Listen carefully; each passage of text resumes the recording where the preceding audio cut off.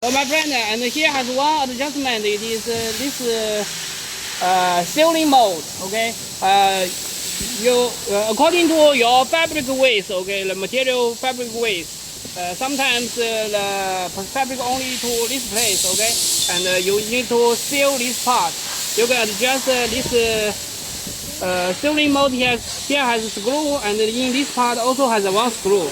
You can adjust loose them and move the sealing die and this part position and make it to whatever you want and tighten the screw again.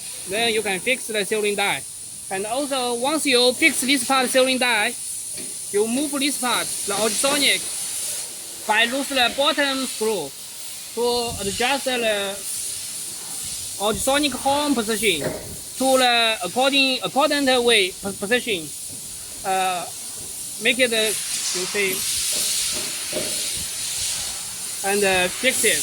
Okay, then you can decide the sealing position, the ultrasonic sealing position.